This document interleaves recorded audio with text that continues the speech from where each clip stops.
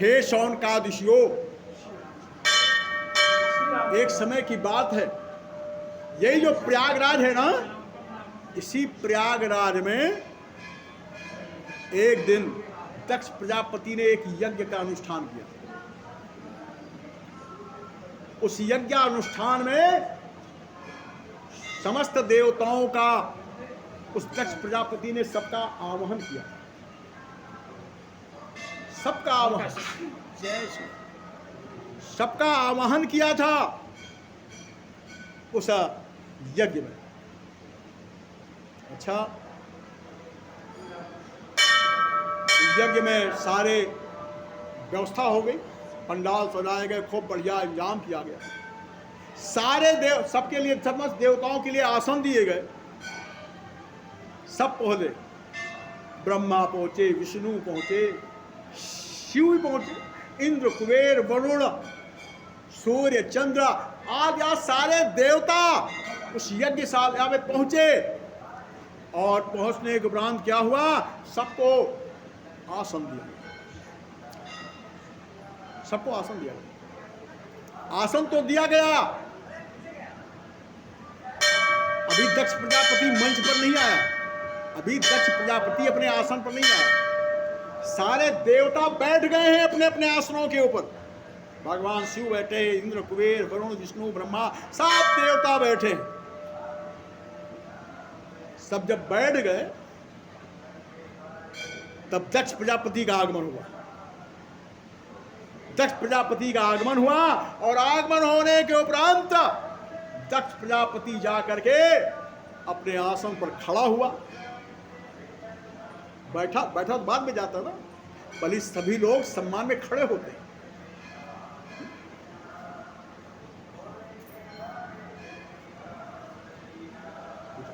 सूर्य महाराज कहते हैं, सुनो, जैसे दक्ष प्रजापति मंच पर पहुंचा, सारे देवता उठ के खड़े हो गए। ब्रह्मा खड़े हो गए, विष्णु खड़े हो गए, इंद्र कुबेर वरुण सारे देवता उठ के खड़े हो गए। लेकिन अगर कोई नहीं खड़ा हुआ तो वो केवल भगवान शिव है, नहीं खड़े हुए। और शिव जी तो मान्य है, दामाद है दक्ष प्रजापति के, इसलिए टीका लगा।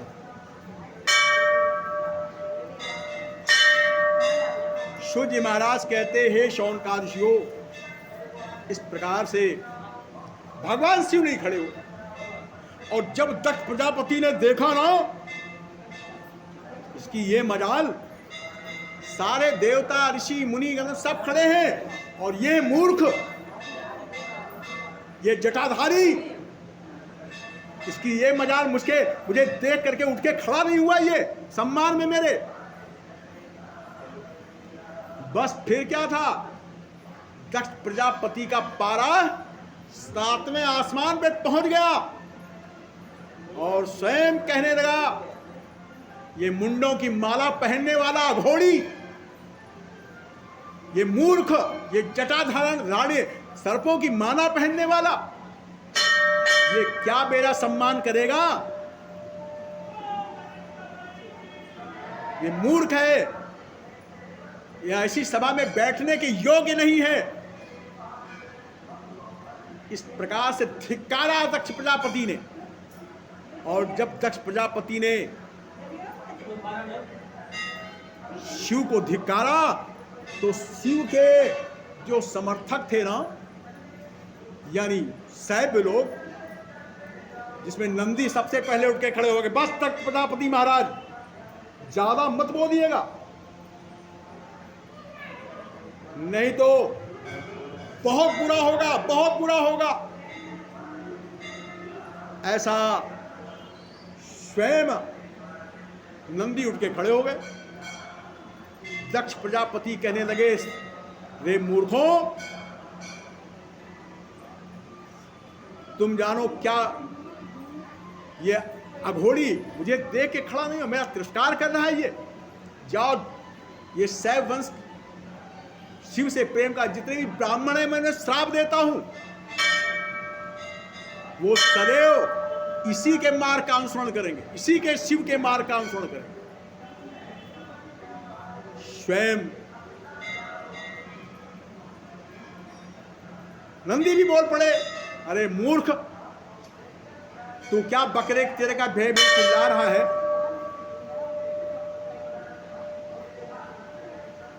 तेरे अंदर दिमाग तो है नहीं, किसको क्या कहना चाहिए? अरे तुम्हारे मान्य है, तुमने इनके पैर पूजे हैं, पहले ही अपनी पुत्री को इन्हें का कन्यादान किया है, और तू इनका तिरस्कार कर रहा है यहां पर बुला करके। लेकिन एक बात बताओ, ये सब बातें हो रही हैं, एक दूसरे को नंदी और दक्ष प्रजापति ने एक दूसरे को खूब श्राप राप सबको दिया, लेकिन भगवान शिव सबको सुनते रहे। और भगवान है भाई, वो छोटी छोटी बातों पर आया, उसकी भगवत्ता किस काम की? भगवान शिव सब तमाशा देखते रहे, बड़ा बवाल हुआ वहां, भगवान शिव का बड़ा तिरस्कार भी हुआ। भगवान शिव के लिए क्या सम्मान और क्या अपमान। जो उच्च कोट के लोग होते हैं, जो ज्ञानी होते हैं, उनके लिए ना ये मान और अपमान कुछ मायने नहीं रखता। वो तो अपनी भक्ति में लीन रहते, अपनी दुनिया में खोए रहते। ये छोटी मोटी बातें, मान और अपमान, ये क्या है भाई? कुछ नहीं। सूर्य जी महाराज कहते, हे शौनकादियों, अंत तो गत्वा, भगवान शिव ने कहा अपने जो नंदी आते सबको, चलो चलते। सब उठ करके वहां से कैलाश पर्वत चले आए, और चलाने के उपरांत यहां से दक्ष प्रजापति और शिव की कह लो दुश्मनी पर आ। और इसी कारण से आज जो यज्ञ दक्ष प्रजापति ने अपने यहाँ की है, ये यज्ञ तो प्रयागराज की थी, आज अपने यहाँ कनखल में जब यज्ञ की तो वहां पर भगवान शिव को नहीं बुलाया। तो वही भगवान शिव कहते हैं कि मेरे कारण ही सती, तुम तो पुत्री हो उनकी, तुम्हें भी नहीं बुलाया, उन्होंने तुम्हें भी नहीं बुलाया। तो वही सती ने कहा, प्रभु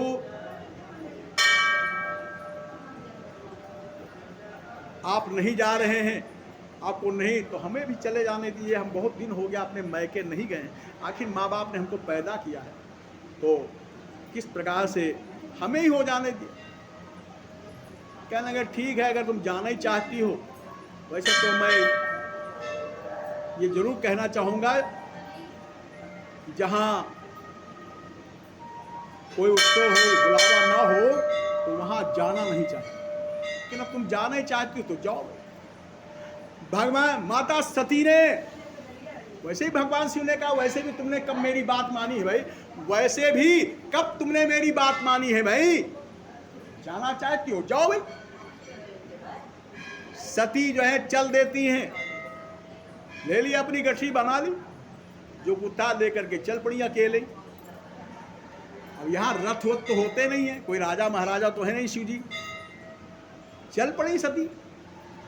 भगवान शिव ने देखा है जा रही, तो तुरंत दो गणों को पीछे लगा दिया, जाओ पीछे पीछे जाओ उसके। सती चल दी और वो गण पीछे पीछे लगे हैं, कहीं कोई रास्ते में गठी रोटी छीन छान ना ले भाई। तो वो गण लोग पीछे पीछे चल रहे हैं, सती पहुंच गई हैं अपने मायके। सबसे पहले वो बहनें भी सब आई हुई थी, सती की सब बहनें भी आई हुई थी। उन्होंने देखा है सती आ रही है क्या भाई, कैसे कैसे लोग हैं देखो ना, बिन बुलाए मेहमान फिर भी चले आ रहे, बुलाया नहीं गया, न्योता भी नहीं दिया, फिर भी चले आ रहे। दक्ष प्रजापति ने भी देखा हैं सती चली आ रही है, अजीब सा मुंह बनाया, बताओ इसको न्योता भी नहीं दिया फिर भी चली आ रही। मुंह बना के चल तो दिया, इतने में जो अस्कनी है ना दक्ष प्रजापति की पत्नी अस्कनी ने जब देखा पुत्री आ रही है, तो पुत्र हो या पुत्री हो तो कलेजे का टुकड़ा होता है। स्वयं जैसे अस्कनी ने देखा, बड़ी जोर से दौड़ी और दौड़ करके स्वयं सती को, आ गई बेटी तुम, आ गई बेटी, गले से लगा लिया, आ गई बेटी, हाँ माँ आ गई, माँ आ गई मैं। इस प्रकार से दोनों के आंखों से प्रेमास्त्र बह रहे थे, प्रेमास्त्र बह रहे थे। सूत जी महाराज कहते, हे शौनकादिशियों, चलो बेटी घर चलो। सती स्वयं कहने लगी, माता मैं अभी घर नहीं जाऊं, पहले मैं यज्ञशाला में जाऊं, पहले मैं यज्ञशाला में जाऊंगी। यज्ञशाला में? ठीक है बेटी, देखाओ देखाओ। तो सती वहां देखने क्या जा रही थी? वहां यज्ञशाला नहीं देखने जा रही थी। उस यज्ञशाला में किस किसको भाग दिया गया? मेरे भूत शिव को भी भाग मिला है कि नहीं मिला है? तो स्वयं सती उस यज्ञशाला के निकट पहुंच जाती हैं और बड़े बड़े देवता, ऋषि, मुनि, गंधर्व सब अपने अपने आसन पर विराजमान हैं। ब्रह्मा अपने आसन पर हैं, विष्णु अपने आसन पर हैं, इंद्र अपने आसन पर, कुबेर अपने आसन पर हैं, सारे देवता अपने अपने आसन पर विराजमान हैं। लेकिन सती ने देखा भगवान शिव के को स्थान नहीं दिया गया।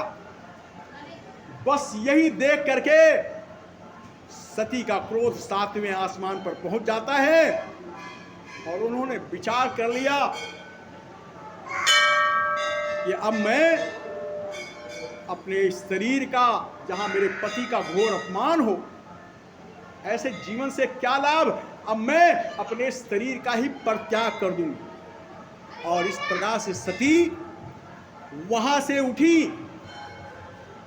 वहां से चली, सबको देख करके दृश्य, और चलने के उपरांत यज्ञशाला के कोने में जा करके पलती वीर के बैठ गई।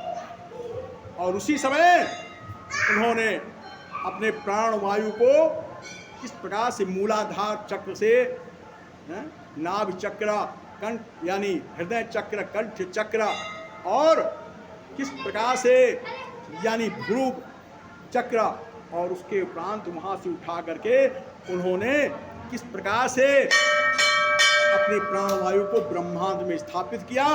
और उसी समय उन्होंने अग्नि का आधान किया है, योगाग्नि का आधान। जैसे आधान किया तैसे उनके नीचे से अग्नि की ज्वालाएं उठी और देखते ही देखते सारा शरीर जो है उनका किस प्रकार से जल करके राख हो गया योगाग्नि के द्वारा, और जल करके राख हो गया। लेकिन उससे पहले एक बात और बता दूं क्या हुआ। जब माता सती अपने प्राणों का परित्याग करने के लिए अग्रसर हुई, तब उन्होंने अपने मन में विचार क्या किया? उन्होंने विचार किया कि मरत सब मरत सती मरन सम हरिबर मांगा, सती मरन सम हरिबर मांगा, जन्म जन्म पग शिव अनुरागा, जन्म जन्म पग शिव अनुरागा। कि सती मरन सम हरि सन भागा, सती मरन हरि सन पर मांगा, जन्म जन्म पग शिव अनुरागा, जन्म जन्म शिव पद अनुरागा, जन्म जन्म शिव पद अनुरागा। उन्होंने भगवान हरि का चिंतन किया और हरि का चिंतन करते हुए उन्होंने स्वयं भगवान हरि से वरदान मांगा, हे प्रभु मैं अपने शरीर का परित्याग तो कर रही हूँ, लेकिन जब भी मेरा इस संसार में जन्म हो तो मैं भगवान शिव की ही दासी बनूं, भगवान शिव की ही प्रिया बनूं। ऐसा उन्होंने वरदान मांगा और करके किस प्रकार से उन्होंने अपने शरीर का परित्याग कर दिया। मेरे प्रिय भगवत प्रेमियों, आज के प्रसंग में शिव पुराण की दिव्य कथा का आप सभी लोगों ने श्रवण किया है। कल जो है इसके आगे क्या हुआ, मैं इस कथा का विस्तार से वर्णन कल के प्रसंग में करूंगा। आज के प्रसंग में मेरे प्रिय भगवत प्रेमियों इतना ही, और आगे कथा कल के प्रसंग में आप सभी लोग श्रवण करेंगे। अब यहाँ पर सब बैठे हुए लोग किस प्रकार से भगवान शिव के चरणों में बैठकर भगवान शिव के पावन भजनों का किस प्रकार से गुणानुवाद करेंगे। बोलो सच्चिदानंद भगवान की। मेरी गुड़िया। ओम नमः शिवाय।